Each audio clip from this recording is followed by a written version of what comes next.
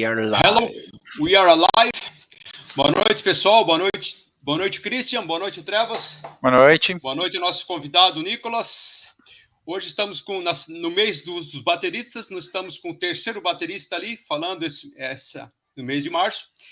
Então, vamos dar boas-vindas ao pessoal aí. Se inscrevam no canal, toquem no sininho para receber as notificações. Se inscrevam, compartilha, comenta, faz todo o pacote Office aí. Trevas, seja bem-vindo e dá os recados ao nosso convidado, Nicolas.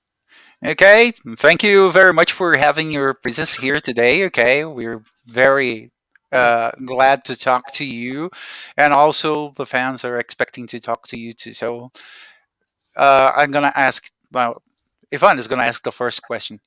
Vai lá. Okay. Yes. Ele começou há muito tempo. Quando ele começou, eu acho que ele começou como técnico de bateria, se não me engano, do cara do Câncer, do Carl Stokes. E daí a primeira vez quando eu vi o primeiro álbum do Cradle of Filth, que eu vi o nome dele, eu pensei, eu já ouvi o nome desse cara. Daí eu fui atrás e fui ver que ele trabalhou como técnico de bateria. Era isso mesmo? Okay, Ivan is asking about the beginning of your career when you were a drum technician for the drummer Cancer. Yes. E depois ele assistiu o cara num show também, acho que em shows também. Oi? E depois acho que ele entrou na banda também. And after that you played the band together, right? Yes, well, I had a death metal back in like 1990, 1991. I had a underground death metal band here in the UK called Catalepsy, and we later went on to change our name to Monolith. We released a couple of demos under the name Catalepsy, but then we signed a record deal, actually with Cacophonous Records, under the band name Monolith, and I recorded an album called Tales of the Macabre for Cacophonous Records. This is before Cradle of Filth, and the record company shelved the album. The album never got released. They just scrapped it. Oh gosh! And they never gave me the rights back to it either, so I can't release it. This was in the early 90s, and obviously back then, a long time ago, people used to tape trade. Tape trading was very popular back then, like 30, 40 years ago. And that's how we discovered new bands on the underground scene. And I heard the Cradle of Filth demo, Total Fucking Darkness, and we became friends through the tape trading. Yep. And eventually they ended up playing some shows with Cancer, who I was drum teching for. But at the time, I actually ended up playing for Cancer because Carl Stokes, their drummer, was involved in a really serious motorcycle accident. And he couldn't do the tour, so I stepped in for Cancer. And ironically, Cradle of Filth played on some of the shows that I was playing with Cancer. So that was kind of like my beginning. The very first tour I did ever was the first Deicide tour in the UK. In 1990, I was 17 years old. And Deicide, the first album was brand new. There was so much controversy and scandal surrounding them because they were Satanists. And, I remember that. And they were going to kill themselves in the concert. Great. You know, that was the very first tour I did when I was 17 years old. Yeah. Okay, I'm gonna give the information to the audience here. Confirmando ali, tá? Ele foi técnico de bateria do Cancer, né? Ele chegou a tocar um pouco porque o Carl Stokes teve alguns problemas, né? E ele tinha uma outra banda lá na década de 90, no começo de 90, né? O Catalepsy, que depois mudou o nome para Monolith. E eles chegaram até a gravar um álbum, só que o álbum nunca foi lançado e ele não ficou com os direitos desse álbum, né? Então, nesse tempo aí, ele conheceu através do Trade Trader, né? Que é a galerinha lá que tocava a fita, né? O Cradle of Filth, ele recebeu a demo do Cradle, eles ficaram amigos, ficaram trocando fitinha ali, e ele acabou indo pro Cradle of Filth. Mas antes disso, né, ele fez alguns shows com o Câncer, né? Porque o Carl teve problema, e os shows foram juntos com o Cradle of Filth. Depois eles tocaram também junto, né? com o Câncer, alguns shows, assim. O primeiro show que ele fez tocando com o Câncer, ele tocou com o Cradle of Filth, né? Aí depois ele acabou indo pro Cradle of Filth. E também ele tava falando ali que um dos primeiros shows que ele viu, assim, foi o que incentivou ele pra bateria ali, foi o primeiro show do Dayside, quando ele tinha 17 anos, quando eles foram pra Inglaterra, tinha toda aquela polêmica, todo esse satanismo, eles iam se matar no palco com os 33 anos, aquela coisa toda, né? Então, tipo, esse foi o começo da carreira dele, né? Foi de técnico de bateria a baterista. Certo. Pergunta para ele gravou os 4 primeiros álbuns do Cradle of Filth, que teve um sucesso enorme, assim, que eles saíram, digamos que daquela terceira leva do black metal, eles fizeram um black metal mais sinfônico, digamos. Como é que foi para eles criar esses 4 primeiros álbuns e eles acham que se ainda tem uma relevância esses álbuns? Ivan is asking about the fourth Cradle of Filth albums that you recorded with the band. How is it for you, and how do you see these albums nowadays? Because they were very important on the third generation of black metal. Yeah, I mean, I'm very proud of everything, all the bands that I've been involved with. The first 4 Cradle of Filth records, a lot of the fans, especially the older fans, they say that they're the best records. So I'm very humbled and appreciate that. They were a long time ago. I mean, I listened to The Principle of Evil Made Flesh for the first time in many, many years. And it just sounds very young and naive, very innocent. Ok, ele gosta bastante do primeiro ali, né? Ele acha eles bem importantes, ele é bem orgulhoso de tudo que ele fez, né? Aí ele tava escutando o Principle do Cradle e que isso. Ele acha muito ingênuo ainda, muito novo aquilo, né? Então, tipo, mas ele gosta, assim. O Sérgio Mar, quer fazer alguma pergunta para ele? Eu acho que tem a ver com a pergunta do Rafael aqui também. Na realidade, essa seria uma segunda pergunta, porque para começar a conversa, eu queria perguntar para ele sobre as principais influências dele enquanto baterista, porque eu sei, né, de amigos que tiveram contato com o Nick, que as bandas preferidas dele são o Rush, Kiss, né? Eu sei também que ele gosta bastante de Rat. Então, se ele curte esse lado mais, digamos assim, melódico do hard rock, aquele hard fase hair metal, Kiss anos 70, anos 80, ali sem a máscara e tal, e quais seriam os bateristas que influenciaram ele, assim, e se ele curte esse estilo de som também? Okay, Sergio Mar is asking your favorite drummers and the drummers that influenced you. We know that you like Rush, Kiss, and things like that. Well, I'm not really a big Kiss fan, but I mean, my main influences, I guess it's quite obvious. I've spoken to it a lot in the past. Is Neil Peart from Rush, Gene Hoglan, Dave Lombardo, but also like Alex Van Halen, Tommy Aldridge, but also old school drummers. Like Phil Rudd from AC/DC. Yeah. People think AC/DC is easy to play, but it's not. It's not. It's very special. It sounds very easy, but it's played from heart. It's played from inside. You were the second drummer to say that, because it's like he plays like a clock. Very like. I'm also a huge fan of Phil Collins and Stuart Copeland. For me, Phil Collins is very sad that he's a very, very underrated drummer. Nobody gives him the respect as a drummer that he actually deserves, because people just associate with him as a singer. But he's an absolutely fucking incredible drummer. He really is. And I'm a big Genesis fan too. So, the 70s and the early 80s Genesis is very special. Also, Stuart Copeland from The Police. Yeah. Les Binks, the Judas Priest drummer. All the old school, the classics. Nico. I really want to encourage the drummers out there to really listen to Phil Collins play the drums. It's really something special. Ok. Bom, de todos os nomes que ele falou ali, né? Eu vou destacar o Phil Collins.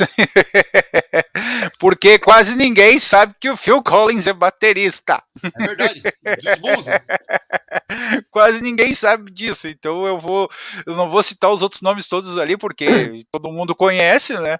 Mas ele é bastante fã do trabalho do Phil Collins como baterista, assim.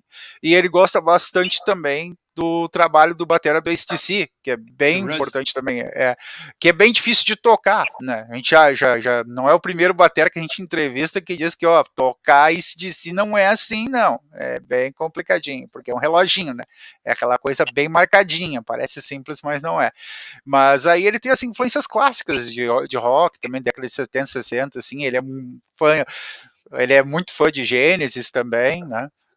Fã do Lombardo, né? Kiss, então de todos aqueles nomes, assim, eu dou destaque mais pro Gênesis, assim, também, porque são coisas interessantes, assim, né? Eu falo assim, tipo, os bateristas mais novos, eles têm que ter uma cabeça mais aberta, e parece que eles não têm, né? Eles ouvem o tal batera e tem que copiar aquele batera, mas eles não sabem a origem dos bateras, assim, isso é uma coisa interessante. É interessante.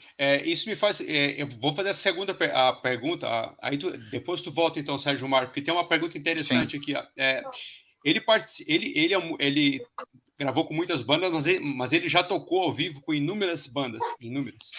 Inúmeras bandas extremamente diferentes uma das outras, como ele já tocou com Nuclear Assault, ele já tocou com Anna, tocou com Testament, que depois vai ser perguntado aí, ele tocou com Benediction. Então, como é que ele consegue se concentrar, assim, digamos que em tocar vários estilos diferentes, do thrash metal ao doom metal, por exemplo, e o black metal, que ele está acostumado aos sons mais extremos? Sim. Okay, if I was asking, how is it for you to play so many different music styles? You know, you go from death metal, thrash metal, black metal, and in a really good way, you know. Thank you. I appreciate all music, not just metal either. I listen to all kinds of music. You know, everything. If it's good music is good music. Yeah. Ele gosta de várias. Ele gosta de várias coisas, desde que seja boa, e tem que ter a mente aberta. Eu vou comentar com eles e depois eu volto pro Testament ali, né? I was talking to the guys here in Portuguese about Phil Collins and the fact that most people don't know that he was a great drummer too. And I was saying that most of the new drummers, they have a favorite drummer, but they don't care about other drummers. They are linked to a style, and this is kind of boring sometimes, you know. Yes, I agree. Like they try to copy a style, they don't develop their own style because they are limited to one or maybe two drummers, you know. Fala de baterista, ele conhece algum baterista do Brasil? Assim, ele pode citar algum? If I was asking if you know any Brazilian drummer of any Brazilian band. Most famous is Igor. Igor, yeah. He actually lives here now in the UK. Yeah. Ele conhece o Igor, né? Ele tá morando na Inglaterra. Eloy is great too. Yeah. Also, the drummer from Torture Squad is great. Amilcar. Yeah. And also, of course, I've got to give a big shout out to my brother Max from Parisian. Yeah. Big huge respect, Max. He's my brother. Yeah, great. Então já temos os bateristas brasileiros, né? O Max é um grande irmão dele, né? Gosta bastante do Igor, gosta bastante do Eloy Casagrande também, né? Que é um gurizão que toca bateria, que é um demônio. Né? O Igor tá morando na Inglaterra, então eles se cruzam, eu acho, lá, se conhecem já. Sérgio Marco aí? Pode ser? Que é o só complementar aquele lance que eu fiz. Eu já até pode emendar essa do teste, mas depois volta naquele lance das bandas de hard ali, porque ele confessou ali que ele é um grande fã de Kiss mesmo, né? Quer fazer essa pergunta aqui para ele? Essa pergunta do Rafael. Eu acho que era uma pergunta tua também, né?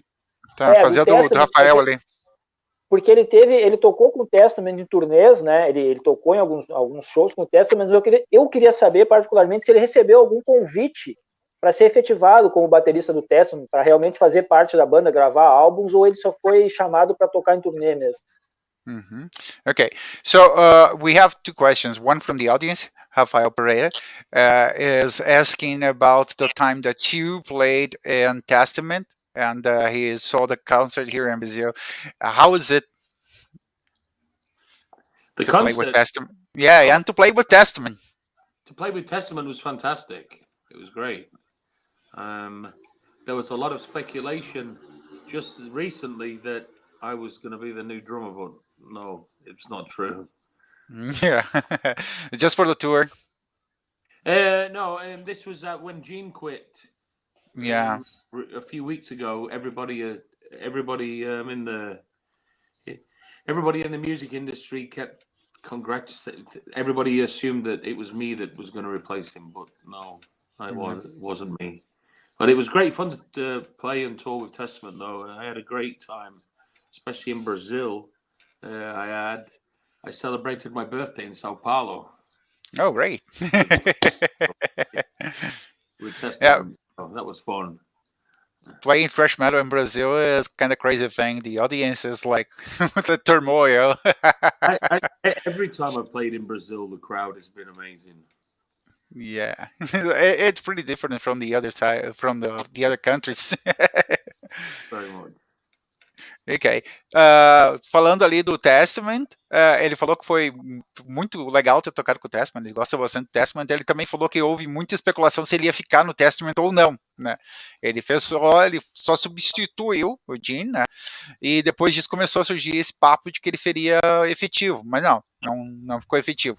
Ele gosta bastante de tocar aqui, né? Ele tocou com o Testament aqui, gostou bastante do público também. E também ele comemorou o aniversário dele aqui em São Paulo, né? A gente tava comentando ali que ele curte bastante. Todos os shows que ele fez no Brasil, né? Ele adorou o público, assim, porque é um público bem diferente mesmo, né? O pessoal aqui agita de uma maneira muito mais insana, né? Do que o pessoal tá acostumado lá, né? Eles não estão acostumados com esse tipo de loucura. Então tá, vamos lá. Tem mais uma pergunta. Vamos fazer a pergunta do Losada do Vulcano aqui, ó. Okay, we have a question from Luis Carlos Lozada from Volcano. Oh, yeah. Okay, so it's like he's saying that he was like very amazed when he first listened to the principal made of Flash. Okay, yeah. And always got attention to your work too as a drummer. Oh, thank you. Tá agradecendo o Sérgio Mari. O Sérgio Mari, desculpe, o Luiz.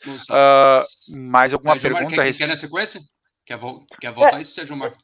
Não, ele disse que, claro, né, ele comentou ali sobre o lance com o Testament, que houve especulações, né, na época, se ele ia continuar ou não. Mas nesse período, porque o Testament também teve umas entradas e saídas de baterista, ficou várias vezes trocando e tal, se em algum momento ele recebeu um convite para participar, se foi cogitada a entrada dele em definitivo da banda ou não, se ele recebeu esse tipo de convite da banda para participar. Still talking about Testament, it's like the question is about your becoming a full member of Testament. Have you ever received an invitation or something like that, or no? It was just a speculation. Oh no, I was actually a member of Testament for a short while until I got some problems with immigration in the US. Yeah. So I got deported, sent back to the UK.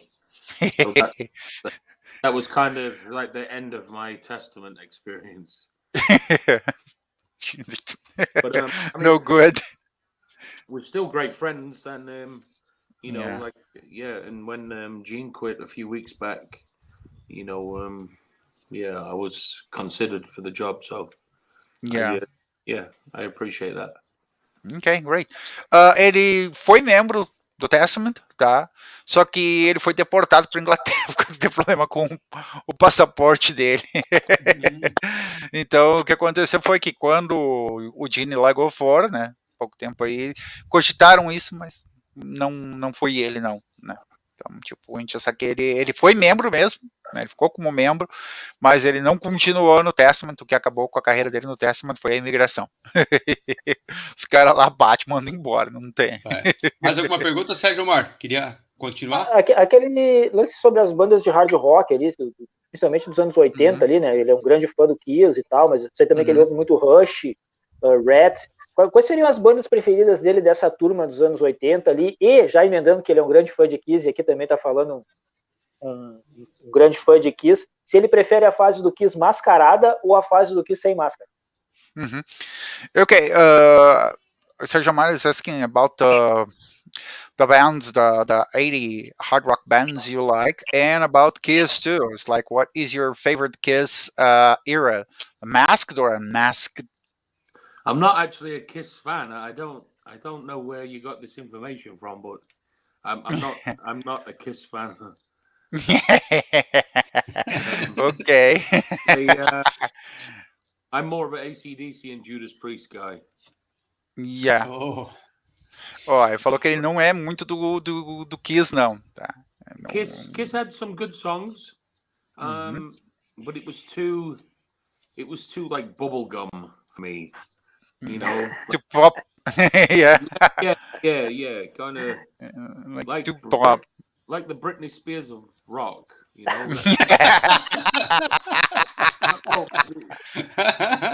What I mean is by the marketing and, you know, the whole branding.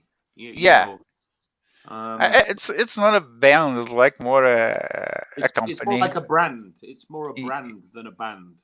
Yeah, this kind of I kind of agree with you with this.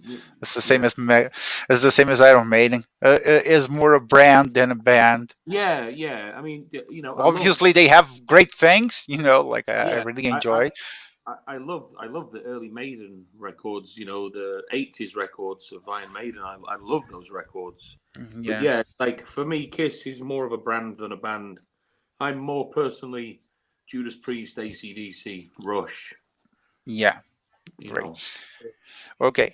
Pra ele, o Kiss é mais uma marca do que uma banda, né? Que nem eu disse pra ele, pra mim o Iron Maiden também é mais uma marca do que uma banda, apesar de eu gostar de vários trabalhos do Iron Maiden, assim, né?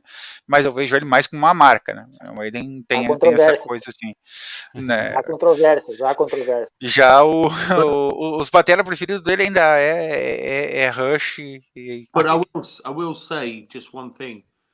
Just for the benefit of the Kiss fans there in Brazil, if I had to choose an album, Destroyer. Oh, great! Agree. I think it's one of the. I think it's one of the heaviest. Yeah, Destroyers. If I had to choose an album by Kiss, it would be Destroyer. Yeah. Então tá aí, ó. Se ele tivesse que escolher um álbum do Kiss, é o Destroyer. Né? Aqui tem uma pergunta do Marcos Risato aqui, se ele concorda que o Buddy Rich foi um dos precursores, digamos, da linha mais Blasting Beats. Marcos Risato is asking your opinion about Buddy Rich. If he was like the creator of the blast beat. Sorry. I wouldn't say he was the creator of the blast beat. See, a blast beat, the main influence. The fundamental basics of a blast beat, it's a single stroke exercise, alternating left and right, you know, and drummers, even before Buddy Rich, were doing this single stroke left-right rudiment pattern. But it is really impressive to see an old guy like Buddy Rich, like throwing down the blast beats, like, holy shit, faster than Pete Sandoval. Yeah. It's incredible to watch. And I've got so much love and respect for Buddy Rich too. Great. You know, as a drummer, but also as a human being. I wouldn't say that he probably invented it. I mean, if he was a metal drummer, then I think we could say, yeah, he invented the blast beat. But, you know, because he's from a jazz background, it's a single stroke exercise, basically. You know, it's hard to say. If I had to say who invented the blast beat, would probably be Repulsion or Siege, mid-80s grindcore from US. Napalm. Like Napalm Death, Repulsion. I mean, you know, Napalm Death, they're pioneers of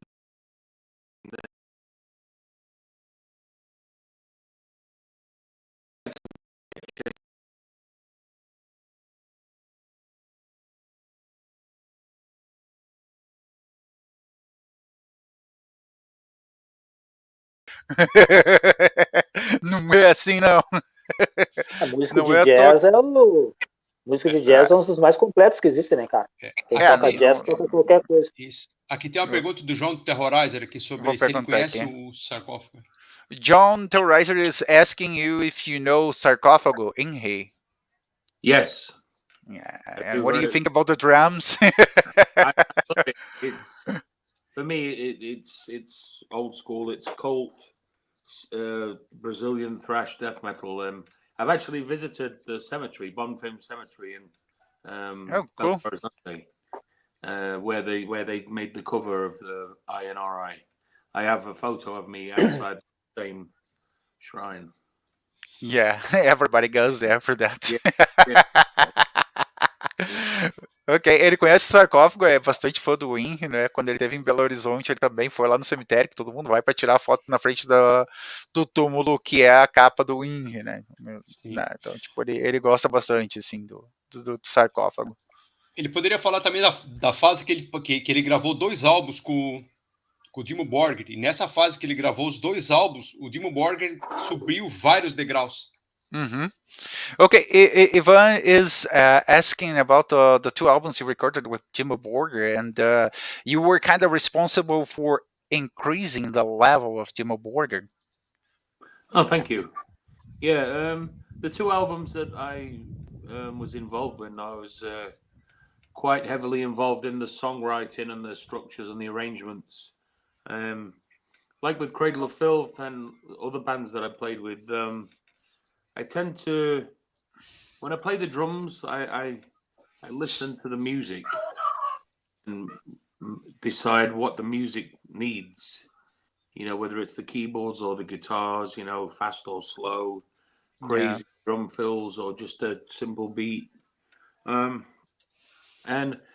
the rest of the guys in the band, they liked my ideas, so it was quite natural, really. And you know, a lot of people said that my input and my influence on the band definitely shaped the sound of those 2 records. Yeah, and attracted lots of attention too, more than they had. Yeah. They already had attention, but I think it attracted more attention yet, and also increased the technique. You know, becomes more. For me, also, it was I needed to make the drums absolutely destroy anything I did previously in Cradle of Filth. That was my mindset. I'm not in Cradle of Filth anymore, but I have to make this 20 times bigger than Cradle of Filth. Great. You know, so I worked really hard on the drum patterns, and you know, it was a lot of hard work, but it paid off. I'm very, very proud and honored to have played with such a great bunch of musicians. Great. Ok, falando do Dimmu Borgir ali, né, ele agradece por considerarem que ele ajudou a evoluir a banda bastante, de fato ele ajudou também. Ele ajuda sempre, desde a época do Cradle of Filth, ele ajuda a compor junto, né, ele não é um baterista que só toca, ele é um baterista que dá ideias, contribui. Então, quando ele foi pro Dimmu Borgir, né, ele teve que destruir tudo aquilo que ele criou no Cradle of Filth, né, ele tinha que criar uma coisa nova, tinha que ser 10 vezes mais possante que no Cradle, né? E ele gosta de música, ele acha que a música tem essa interação, assim, então isso ajudou bastante ali, o pessoal gostou das ideias dele, isso acabou ajudando bastante, né? Eles são bem ligados, assim, então ele contribuiu bastante, ele gostou bastante de ter estado nesses álbuns, né? E ele gosta de contribuir, assim, como eu estava falando, ele não é só um batera que toca, ele é um batera que ele presta bastante atenção na música, se ela é lenta, se ela é rápida, teclado, o que tu tem que envolver ela, assim. Então isso ele sabe fazer muito bem, assim, ele acrescentou esse lado dele no Dimmu Borgir que fez com que ele subisse esses degraus aí a mais e chamasse mais atenção que já tinha chamado antes, né? Acho que ele deu um grande salto ali pro Cradle of Filth, né? Sim, e aí ele participou de quase todos os álbuns do Lock Up e agora tá no Brujeria, que é um outro tipo de sonoridade, uma sonoridade mais extrema, assim. Okay, it's like Ivan is asking about é a pergunta Lock do Up Rafael and aqui, na verdade. Rafael Pereira is asking.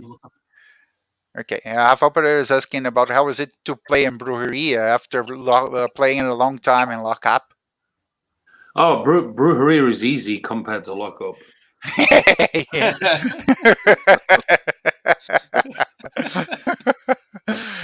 O Brujeria é bem mais fácil do que tocar no Lock Up, né? Porque o Lock Up é uma destruição total, né? Apesar de não... Lock Up is very physical, very fast, and I feel like I've been to the gym more. You know.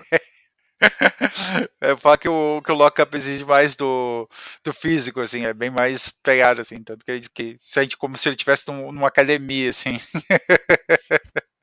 Continuando essa pergunta, então, qual é o maior desafio dele como músico? Ele grava em estúdio, ele sai em turnês com bandas como convidado e tem várias bandas que ele participou e gravou, são inúmeros álbuns que ele já gravou. Qual é o maior desafio dele? Okay, if I was asking about your biggest challenge, like playing with bands in tours, recording in studios, what is your real challenge? I'd say my biggest challenge is the studio always, because I suffer from very bad anxiety. Yeah. As soon as they say okay, recording, and that's when my mind goes crazy. You know, and it's very lots of insomnia during the studio, and all I can hear is the click track always. Or trying to sleep at night, tick tick tick. Tick, tick. Yeah, all that's horrible. Tick tick tick all the time. So the studio really, it fucks with my head and my comfort Anxiety. zone. Yeah. In the live situation, it's very different, because there's the excitement, the crowd, the fans, you know, and it's less clinical. Yeah, you know, there is a synergy with the audience too, so it helps too. Exactly, and also live, you get one shot, so don't fuck it up. Yeah. Ok. O maior desafio para ele é o estúdio, tá? Que ele tem ansiedade, coisa e tal, e ele detesta o maldito do clique, que eu também detesto, porque grava com aquela uma bosta. Só quem tá no estúdio sabe. Metrônomo. Aquilo ali na cabeça enche o saco de qualquer um, né? Ele não consegue fazer nada direito. Então, tipo, ele gosta bastante de tocar ao vivo, porque tem essa sinergia com o público, né? Então, e também ao vivo é um tiro só e deu, né? Vai. Já no estúdio, às vezes tem que fazer às vezes a mesma coisa. Então, tipo, né, o maior desafio dele é o estúdio. Né? Ele fica nervoso, coisa e tal, e ele só relaxa quando os caras dizem, estamos gravando. Daí ele vai, mas ele fica a noite inteira com aquele troço na cabeça lá batendo, aquele tic, tic, tic. Também e se ele fosse para citar um álbum que ele fosse ter um cartão de visita para entrar numa outra banda qualquer, assim, se ele fosse apresentar ele, se ninguém conhecesse o trabalho dele, se ele fosse apresentar, qual álbum ele mostraria, de qual banda? Okay, if I was asking if you had to enter to a band and it would nobody knew you, which of your work in a band would you introduce the person to your work? Probably Dimmu Borgir or Cradle of Filth, maybe Old Man's Child. Yeah. Then Lock Up and Brujeria. Okay. Good. Yeah. Ele falou provavelmente ali o Cradle ou o Dimmu Borgir, né? Ou Brujeria também, e o Lock Up, né? Que são os álbuns que ele mais gosta, assim. Pode falar, Eva? Old Man's Child too. Old Man's Child. Old Man's Child. Old Man's Child também. E se hipoteticamente, assim, uma coisa hipotética que hoje não é mais nada hipotético, se ele fosse ele gostaria de substituir alguém, digamos que se ele fosse chamado para tocar, qual banda se ele pudesse escolher, não ser escolhido, mas se ele pudesse escolher, qual banda ele gostaria de entrar e substituir? Okay, if I was asking about an hypothetical idea here, it's like if you had to substitute a drummer in a band, which drummer or which band would you choose to be the substitute? Metallica. Metallica? Well, they would involve 10 steps, Good. you know. Hey, it would just sound like the 80s. Yeah. Então, a banda que ele se convidaria pra tocar é o Metallica, né? Que ele gosta bastante, assim. Muito Principalmente bem. dos 80, assim. Alguma pergunta, Sérgio Márcio? Senão eu jogo uma do público Não, aqui. eu só queria perguntar para ele assim, apesar de ele ter tocado em várias bandas, né, cara, e ser reconhecido em todos os trabalhos que ele fez, a galera do metal associa sempre o nome dele ao Dimmu Borgir e ao Cradle of Filth, né? Sempre tem essa associação. Para ele, assim, qual dessas duas bandas dentro da carreira dele, cada uma dentro da sua peculiaridade, né? Apesar das similaridades, elas têm sonoridades bem diferentes. Qual seria aquela que melhor reflete o Nick Barker baterista? Okay, so Jomar is asking about the band that best reflects your career as a drummer, because most of the time you were recognized as a drummer of Dimmu Borgir or Cradle of Filth. Yeah. I would say it was probably those two bands then, really, that because they're the two bands that I'm most recognized for. Yeah. But I'm very proud of all the records that I've made, even the early ones. They sound quite primitive and innocent now, but Yeah. I mean, each record that I've recorded and each band that I've worked with has been a stepping stone to get me where I am today. Yeah. Great. Bom, ele falou ali que o Dimmu Borgir e o Cradle são importantes, né? São as duas bandas que ele mais reflete, assim. Escutando os trabalhos do Dimmu, ele fala que é bem primitivo, né? Mas são os passos que fizeram com que ele evoluísse como baterista, né? Então, tipo, ele cita esses dois mesmo, assim, como mais importante para ele, assim. Tu falou do Cradle, né? Do Cradle. Primeiros do Cradle são mais primitivos. Isso. Os primeiros do Cradle. Não, no Dimmu não tem nada de primitivo. Mas ali foi não, ali foi o que ajudou ele a crescer mesmo, assim. Mas os dois para ele são bem importantes, assim. We have a question from the audience here. John Terrorizer is asking about the name of Lockup that you were watching a concert, a Christian concert. Is it true? This is very true, yes. Lockup has always had a very close relationship with Christian. Great. Because they actually inspired us for the name, because the first time I watched Max play the drums, it was just like a blur. His hands were like a blur, and it looked like his arms were locking up with cramp. Yeah. The such force and ferocity. And yeah, the Christian guys, they actually inspired us to come up with the name. Yeah, great.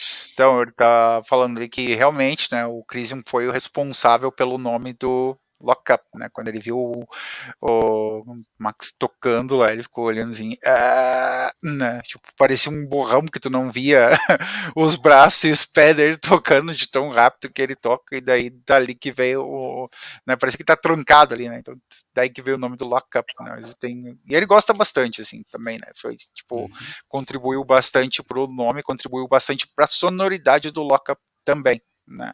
Porque eles gostam bastante do Christian. Certo. Pergunta para ele como é que foi em 2020 ele gravou o álbum solo do Biff Byford, do Saxon. Como é que foi trabalhar com um cara lendário como Biff Byford? Okay. You recorded an album with Biff from Saxon. How was it for you? It was great. I didn't record the entire album. I think I recorded 4 songs.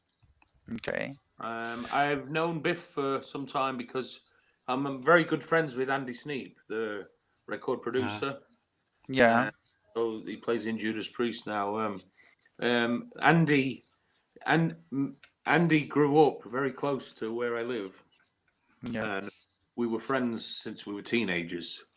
When he was in the band, the thrash band in the 80s called Sabbath. Yeah, I remember that. I have two CDs. Yeah. I'm a huge fan. Amazing band, probably the best UK thrash band ever. Yeah.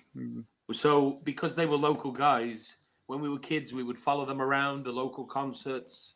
We would carry all their equipment for them, and so eventually we struck up a friendship. And this was in the 80s, and then throughout, the years, and my friendship with Andy, I actually recorded the Saxon pre-production demos for Battering Ram with Andy at Backstage Studios, because Nigel, the Saxon drummer, he had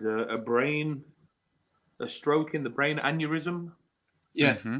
So he was in hospital and he couldn't play the drums. So Biff asked me if I would do the drums for the pre-production at Andy's studio. And Andy's old band Hell, we did a UK tour with Saxon some years ago, and I was tour manager for Andy and his band Hell on the Saxon tour. So I knew the Saxon guys, and Biff asked me just, hey, I'd really like you to play the drums on some songs. So of course I said yes. I mean, Saxon are a band from my childhood, Yeah. My very, very, very first concert as a child, I was 11 years old, was Saxon. Yeah, great. 11 years old in 1984. Yeah, okay. So, and because they're from this area too, they were also like local heroes. So for me to be asked to play drums on Biff's album was quite special, because Saxon are local heroes in this part of the UK. Yeah. It was my first concert, and it was quite symbolic for me. So, yeah, amazing. I imagine that it must be like, you never figure about doing this kind of thing or being part of it, because you're just like a fan watching that. Yeah, if someone would have told me when I was 11 years old, one day you will play the drums on Biff Byford's album, no one would believe it.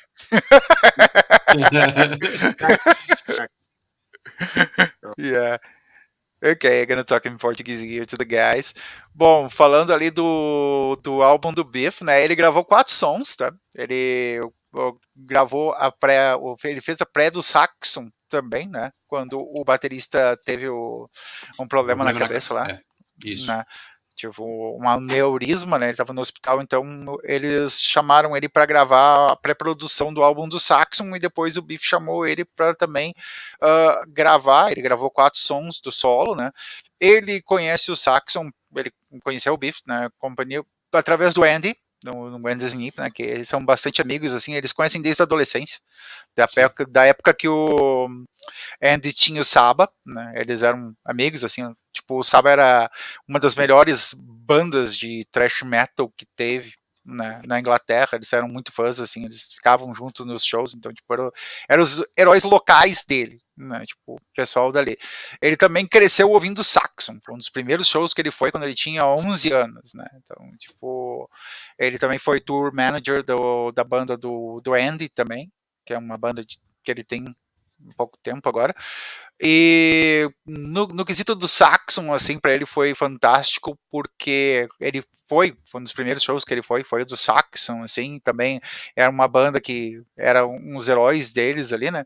Então, para eles foi muito importante. Até falei para ele, vai, uma vez se alguém te dissesse que tu ia tocar com o Saxon, ele, né, tipo, nem tu dá risada, mas isso realmente aconteceu. Então, para ele foi muito importante, assim, né? Tipo, gravar tanto pro Biff quanto pro Saxon, né? Foi uma experiência muito interessante, também pela amizade que ele tem com o Andy Snip, que é lá da década de 80, da época que eles eram piá lá, que eles carregavam os instrumentos pro Saba lá, né?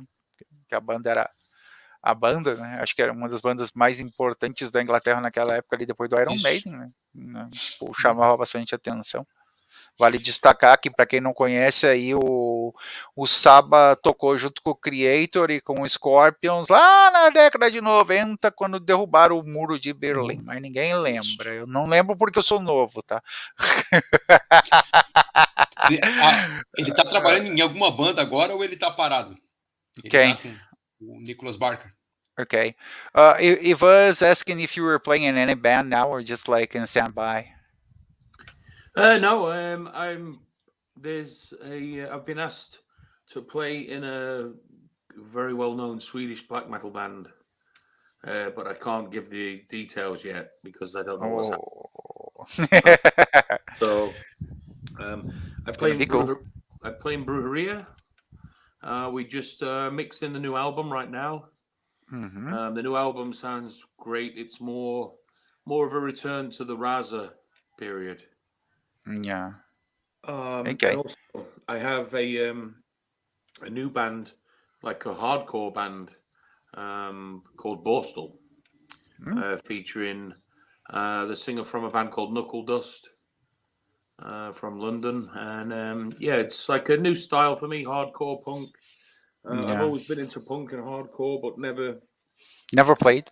No, never played it. So this is something really exciting for me. Great. Ok, eles terminaram de gravar o Brujeria, né? Tá sendo mixado também. Ele foi convidado recentemente para tocar numa banda de death metal sueca, mas não pode ser o nome ainda, né? Ainda tem algumas expectativas aí, né? E ele tá com um projeto, né, de hardcore, né? Que é uma coisa que ele gosta bastante, mas ele nunca tocou. Essa é a primeira vez que ele vai tocar hardcore punk, assim. Então ele tá bem, né, entusiasmado com isso. E com o álbum novo do Brujeria que tá para vir aí, que já tá mixado, coisa e tal, tá mais agressivo um pouco, tá mais técnico também. Pode perguntar, Ivan. O Brujeria vai tocar em agosto aqui no Brasil, se não me engano. Tem shows marcados aqui. Sérgio Omar, alguma pergunta? Eu passo para o público aqui. Sérgio Omar? Eu não tô ouvindo. Tá, o microfone estava desligado. Não, eu queria dizer que eu tive a oportunidade de assistir o Nick tocando com Brujeria aqui no Matanzas Fest 2015. Foi 2015. E simplesmente foi um show destruidor, né, cara? Tudo que veio antes, que veio depois, a gente esquece. O show que matou, assim, foi o show do Brujeria. Quer dizer pra ele que, cara, foi um grande prazer poder assistir ele tocando ao vivo. Oh, Sergio Mar is saying that he had the opportunity to see you playing here with Matanzas, and it was amazing. It was like really great to see you playing live. Great, thank you. Ok. Beleza, a gente pode encerrar. Podemos encerrar. Se ele tem alguma consideração final, se ele quer falar com alguns fãs brasileiros, que ele é muito reconhecido aqui no Brasil, as pessoas conhecem muitas bandas que ele tocou. Praticamente todas as bandas que ele tocou aqui no Brasil, as bandas aproveitar uma coisa, né? Sim, aproveitar uma coisa, tu falou que eles vão tocar quando aqui mesmo? Em agosto, né? Em agosto, se não me engano, em agosto. Sim. Vou perguntar para ele sobre isso também. Brujeria is supposed to play here in August, right? In Brazil? August or September, I believe. Yeah, I think maybe Setembro Negro, no? Black September? Não. Não, Setembro Negro. É outros festivais, acho que é do André Smirnov. Tá dando um spoiler aqui. Yeah. So, like, what are your expectations to play here in August? Well, I'm really looking forward to being back out on tour again, for one, after the pandemic. Yeah. And I love Brazil. It's one of my favorite places on earth to play and to visit, so I'm really looking forward to it. Yeah, great. Ele tá bem ansioso para tocar aqui de novo, né? Ainda mais depois dessa pandemia toda aí. Então, em agosto, a gente vai ter show aí. Ele tá bem contente com isso, porque depois da pandemia, né? Não teve show nenhum. Vamos ver o que tem que o Marcos Risato perguntou. Tu consegue ler para mim aí, que eu tô... Consigo ler. Vamos resumir aqui. O Marcos do Miastenia diz que eles tocaram com o Cradle of Filth, mas não com ele na bateria, obviamente. Mas eles percebem que os bateras que passaram depois dele mantêm a mesma essência dele, a mesma característica do jeito que ele toca. Ele concorda com isso e tal? Okay. Marcus Isat said that they had the opportunity. He plays in Miastenia, and he had the opportunity to play with Cradle of Filth, but when you were not the drummer. And according to him, the other drummers keep the same pace of you. It's very similar to the way that you play the drums, like more than a cover, I think. Do you think that they really do the same thing? Like they keep the same thing like you did? No. It's more like a cover. Yeah. The back cover. Yeah. Ok. Ele acha que não, né? Mas tipo um cover e tudo ruim ainda. Great.